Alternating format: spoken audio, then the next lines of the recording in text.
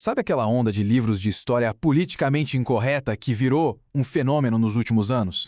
Eles prometem contar umas verdades que, supostamente, ninguém teve coragem de contar antes. Só que essa popularidade toda abriu um debate gigantesco. E não é só sobre os fatos em si, mas sobre o jeito de escrever a história. É, no fundo, uma batalha sobre o passado que revela muito sobre o nosso presente.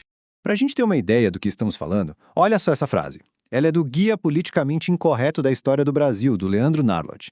É uma afirmação que bate de frente com aquela imagem que muita gente tem dos povos originários, né, de guardiões da natureza. E ela dá o tom da polêmica toda. E aí é que fica a grande dúvida, certo? Será que isso é uma informação corajosa que ficou escondida por muito tempo? Ou será que é uma manipulação de fontes? Para descobrir, a gente vai mergulhar não só num confronto de ideias, mas principalmente num confronto de métodos. Como era de se esperar, um sucesso de vendas como esse provocou uma reação bem forte, principalmente no meio acadêmico. Mas uma crítica que não mirou só nas conclusões polêmicas, e sim na base, na forma como elas foram construídas. E é aqui que entra o historiador Renato Venâncio. Para ele, o problema não é só o que está sendo dito, mas como se chegou àquela conclusão. A crítica dele é, na verdade, uma verdadeira aula sobre como funciona o trabalho de um historiador. E aqui a gente chega no coração da coisa, a diferença gritante entre uma narrativa que busca chocar, que busca ser popular, e a pesquisa histórica de verdade, acadêmica, que segue um processo super rigoroso de análise de fontes.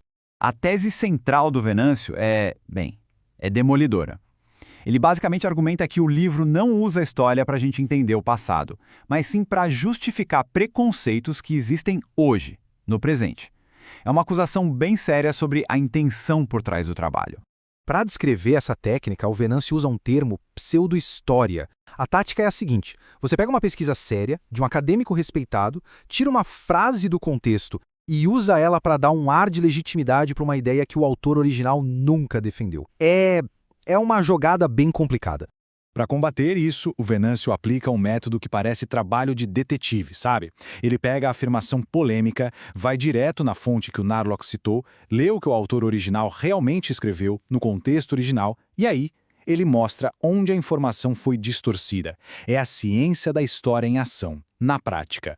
Ok, isso é bem interessante na teoria, mas e na prática? Como esse método funciona de verdade? Vamos pegar a lupa e olhar de perto alguns dos casos mais famosos do livro, seguindo exatamente os passos do Venâncio. Vamos voltar lá para o nosso ponto de partida, lembra? Aquela ideia de que os indígenas foram os grandes responsáveis pela devastação da Mata Atlântica? O Narlock baseia essa afirmação no trabalho de um historiador chamado Warren Dean.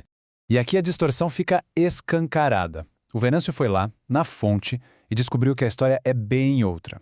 O autor original, Warren Dean, fala de pequenas clareiras que eram usadas e depois a floresta se recuperava por décadas. E o mais importante de tudo, esse processo aconteceu ao longo de 1000 anos. Tirar o fator tempo da equação muda completamente o sentido da informação. Agora, vamos para um tema ainda mais delicado.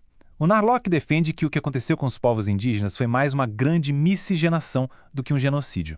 E para sustentar isso, ele usa um dado genético. O número-chave é esse aqui.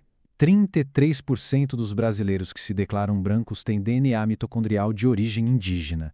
A conclusão que o livro sugere é: se tem tanto descendente por aí, então não pode ter sido um extermínio, né? Deve ter sido uma integração. Só que aplicando o método dele, o Venâncio foi ler o estudo original do geneticista Sérgio Danilo Pena e encontrou o resto da história. O próprio estudo mostra que a herança genética vem, na maioria, das mães indígenas, enquanto a linhagem do pai é quase toda europeia. Isso sugere um padrão de violência, de apropriação das mulheres e não uma mistura harmoniosa. E para contrastar com essa narrativa da miscigenação, Venâncio apresenta outro número, esse baseado em dados da FUNAI. A estimativa é que a população indígena caiu de 3,5 milhões para cerca de 70 mil pessoas, uma queda de 98%. Um número que torna muito difícil não usar a palavra genocídio. O nosso próximo caso de estudo mexe com um dos maiores heróis nacionais. A narrativa politicamente incorreta tenta desconstruir a figura de Zumbi, o grande líder do Quilombo dos Palmares. A afirmação é de que Zumbi, na verdade, não era um libertador. Seria um tirano que também tinha escravos, sequestrava mulheres e até executava quem tentava fugir. Uma imagem que, claro, destrói completamente a figura do herói que a gente celebra no Dia da Consciência Negra. E aqui, a crítica do Venâncio é puramente sobre o método. Genial. Ele nos lembra de uma pergunta básica da história. Quem escreveu a fonte? Nesse caso, tudo que a gente sabe sobre como Palmares funcionava por dentro veio de relatos de portugueses e holandeses. Então a pergunta é, dá para confiar cegamente em fontes que foram escritas pelos inimigos que tinham todo o interesse em pintar o zumbi como um monstro? Depois de analisar esses casos todos, fica bem claro que esse debate não é só uma discussão de intelectuais, né? O jeito como a gente conta a história do Brasil tem um impacto muito direto e muito poderoso no nosso dia a dia. E essa é a grande preocupação do Venâncio. Narrativas que reforçam estereótipos não ficam presas nos livros. Elas escapam das páginas, elas moldam a opinião pública, influenciam políticas e afetam a vida de pessoas de carne e osso, hoje. Venâncio resume bem os riscos. Quando se reescreve a história, diminuindo a violência e a opressão, isso abre espaço para justificar a desigualdade do presente. Vira o argumento contra políticas de cotas, demarcação de terras e acaba criando uma indiferença geral sobre as feridas históricas do país. O trabalho do historiador, nessa perspectiva, não é ser um juiz do passado, nem um advogado de defesa de personagens históricos. O objetivo real é entender as circunstâncias, a mentalidade, as complexidades de uma outra época, por mais desconfortável que isso seja para a gente hoje.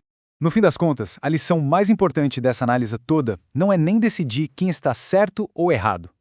É sobre a gente adquirir ferramentas para ler a história de um jeito mais crítico, seja ela acadêmica, popular ou politicamente incorreta. E isso tudo deixa uma reflexão final no ar para a gente.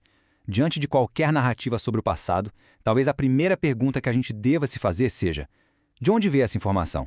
Qual era o contexto? E o que será que ficou de fora? Porque a história não é só o que aconteceu, é também quem conta, como conta e, principalmente, por que conta.